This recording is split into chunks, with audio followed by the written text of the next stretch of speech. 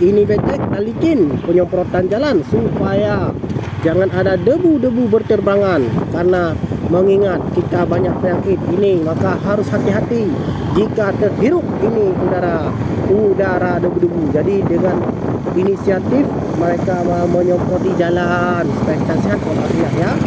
Lanjut kita menuju ke jalan tol Banda Aceh. Banda Aceh sendiri. Yang kedua, jangan lupa like dan subscribe to channel Aceh Notifikasi Utarakan jangan lupa ya. Jadi anda ingin menikmati berbagai video-video terbaru Dr. Notifikasi Aceh, jangan lupa like dan subscribe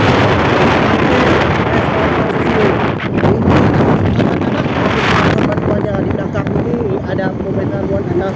Jika ingin ada di akhirat lagi juga jangan lupa juga aja ya. Ya, lanjut terus. Ya, hati. Ya, terus. Ini satu makanan kita ini karena anak yang mau menderma itu bisa saja gerak karena apa kita jadi kai ya amal kita.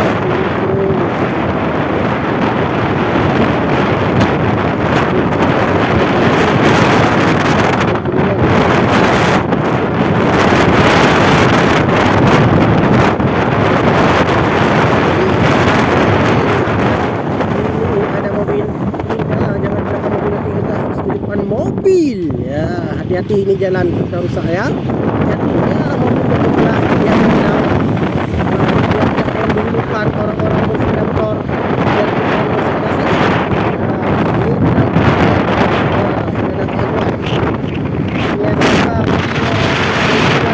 Yang ada yang mau melakukan penerbangan.